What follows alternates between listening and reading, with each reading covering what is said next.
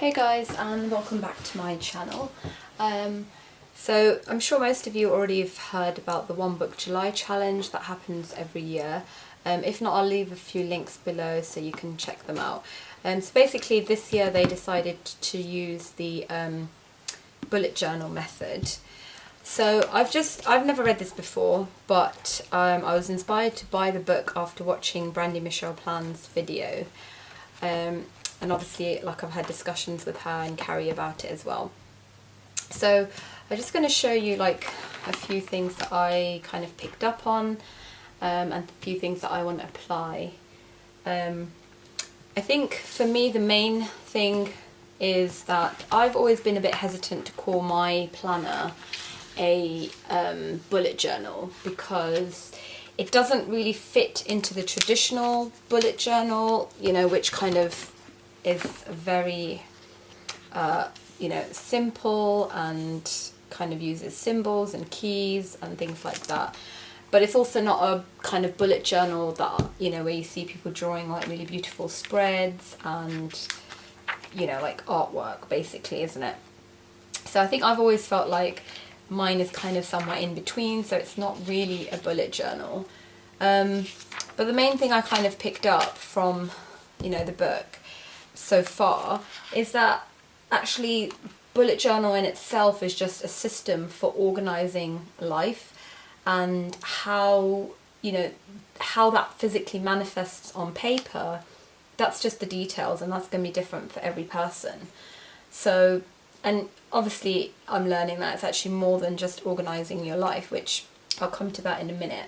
So I think if you haven't really looked at this book and you kind of feel like, well, you know, I've already got a planning system in place and I know, you know, how I plan, what my system is, there's nothing, you know, more I can kind of do, I've got a really efficient system, I would still recommend you read this book, because that's kind of where I was at. I thought, you know, Stalogy works for me, like I've got my system, how I want to plan, what, you know, just I thought I had it all figured out. And I do, I'm not like revamping anything or changing anything at all, like dramatically, but it definitely has given me a broader vision of what this notebook can be, I guess. So for example, I have this, let me just get it, in my like little Delphonics pouch. I always carry this little Cocoa Daisy notebook that I've had for a long time, and in there I always just write down like funny little things that my kids say or things that have happened, but I don't obviously always carry this with me, and so sometimes I think, oh yeah, I'll remember to write it down, and I don't. Sometimes I even just record it on my phone, and then, you know, I'm not very consistent about transferring it into here, and so I just thought, well, actually, why don't I just use this, you know? And so I'm kind of feeling like that about lots of different things, except sort of very, very detailed personal journaling, which I wouldn't do in here. I do feel like, you know, all these kind of things can just be incorporated into this planner. Because, you know, one thing I really liked he said is that this is, let me see, because I took loads of notes, you know me. So these are all the notes I took from reading just like the first section, which is not even that massive, so it's just this bit here. And I love writing down notes, and then I go over things and like kind of think about them and how I'm going to apply them and stuff. So one thing that I really liked he said is that view your bullet journal as a living autobiography. And that kind of really struck home, because I thought, yeah, I kind of want this to be more than just, you know, what we did and a massive list of to-do lists, you know, like laundry and feed the bunny and laundry and feed the kids, and you know, those things are important, of course, but it's not really, it's not the full reflection of my life. My life isn't just a massive to-do list and a list of places to go. So there are definitely things that I want to start adding in here that, you know, when I look back on it, this will be like an autobiography. yeah, like things my kids say, or and you know, it will put things more into context. Like, so here I definitely date things, you know, like what my kids said, but it's completely out of context. Whereas, you know, if I put it here, I'd be like, oh yeah, we were at the beach that day, and I remember we were sitting, and you know, she said this really funny thing. So I think for me, that's definitely something I'm going to try and incorporate here, just adding more personal kind of memories and things like that. Obviously, some days, like this week has been pretty crazy. That was last week. But this week has been pretty busy for me. So for me, I have to just figure out like where that's going to go. Because there's not always, like here I added something, but there's not always space to add these kind of personal memories and notes. So maybe I have to not pre-plan my whole week. So if I have something to add for Wednesday, I just, you know, keep going. Or I can do 2 pages per day if needed. But that's just kind of something I need to figure out. So yeah, and the other thing that I shared yesterday, obviously on my Instagram, that fountain pen. I love fountain pens, but gosh, they always smear. Anyways, so Instagram, yes, I shared on there how, you know, one of the things he says is kind of make a mental inventory, write down a list of, you know, things that you are working on, you should be working on, and things you want to be working on, and then go through each thing and say, okay, does this matter to me or someone I love, and is this vital? And if, you know, anything on your list doesn't pass the test of those 2 things, then be ruthless and cross it off. So one of the things that I crossed off was learning how to speak Italian. And I got lots and lots of comments and feedback from people who were saying things like, you know, keep it on your list because, like, you know, it's something that you can work towards every day in small increments. Don't lose your identity as, you know, like as when we become mums, we kind of sacrifice a lot of things that we want to do. Don't let that happen. And I completely agree with all those things. And I definitely have other things in my life that, you know, fulfill me as a person, as an individual myself. But I think, you know, this whole thing of like learning Italian, it's just because I've been to Italy a few times and I absolutely loved it, and I have these, you know, grand dreams of like living there for 2 or 3 months every year. And so like many years ago I had this idea of, yeah, learn Italian, you know, but I speak Hindi fluently and Gujarati fluently, English questionably, but I'm just not, you know, those are languages I learned as a child and I've not really been able to pick up languages fluently. Like in school I learnt German and French, but I don't remember any of it. So I think for me at this point in life, it's a goal that I just, like he says, be ruthless, get rid of it, because I'm spending money. Like every time I see a new curriculum, you know, or a new app on how to learn Italian, I'm like, oh great, I'm going to buy that, you know, and then I don't use it. And I know there are lots of free things out there, and with those things I've also tried, like I'll, you know, spend like 10 minutes in the car or 10 minutes while I'm washing up trying to learn it, but I'm not consistent enough to do it so that, you know, I'm actually learning anything. And so I feel like that time, money, energy, even mental space that I've invested, you know, over so many years learning bits of Italian here and there, I actually can't speak, you know, much at all. I've got nothing to show for it really.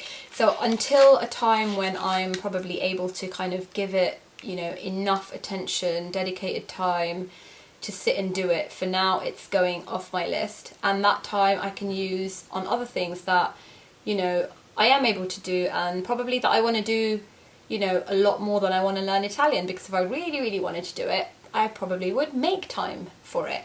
So I think yesterday, like, I was in Starbucks by myself just kind of doing this, and it was really like a light bulb moment for me that actually, yeah, you know, there are so many other things that are more feasible right now that I can concentrate on, and honestly I feel a little bit like I've wasted all this time trying to, you know, do something that I'm not really dedicating I'm not really dedicated to.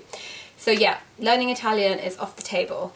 And then that got me started like thinking about all my house projects, because I always have these like massive house projects that I want to do. Like we are trying to like I want to redo the whole kitchen, and I was like, okay, right now that's just not going to happen.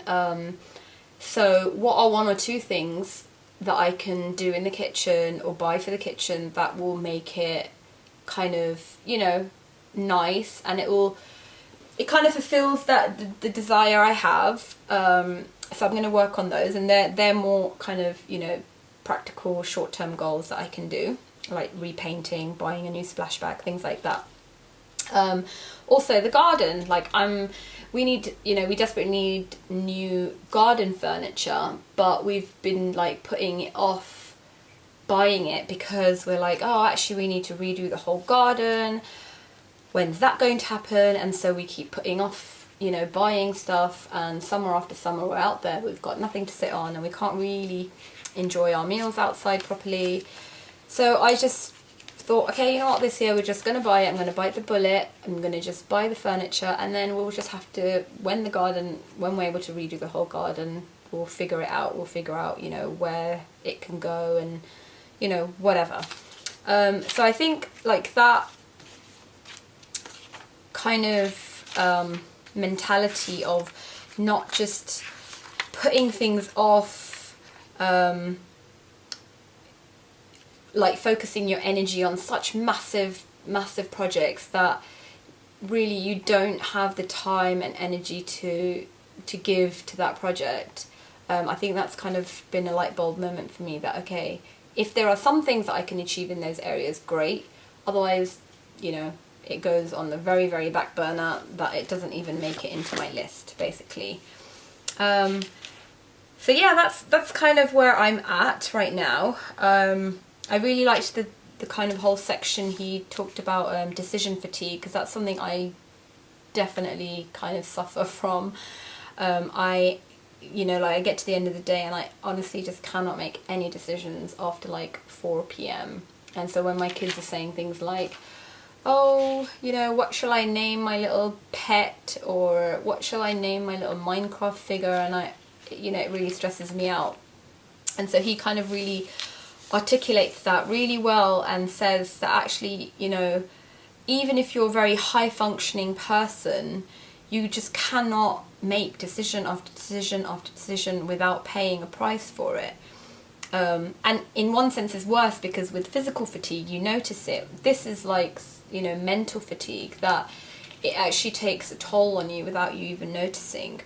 And so he kind of talks about how to, what is the first step to recovering from that, is to get some perspective by, making this list and kind of deciding, this list helps you declutter your mind, and then you begin to filter out, okay, what should I work on? What should I give my time and energy to? So yeah, I think that's my takeaways from the first section, that the bullet journal for me should be a lot more than just lists and to-do lists. My life is not just a massive to-do list. And that I need to kind of just be a bit more realistic about things that I want to achieve in life, goals. It's okay to have goals, but if, for me they've become like a source of anxiety and stress. And so yeah, I'm just saying no and going to move on, basically. So that's my take on the first section of the bullet journal. Like I said, if you haven't, read it or heard about it, I mean, you don't even have to buy the book. I think he's got lots of things on his website, Ryder Carroll, that you can check out and see what the system is all about. But yeah, I personally would recommend reading the book. I'm absolutely loving it so far. If you're reading along, let me know in the comments section what you guys think. Share your thoughts. What things have you taken away? What things are you applying to your life? Yeah, and I will see you guys hopefully next week once I've read through the second section of it. So thank you very much for watching, and I'll see you guys soon. Bye.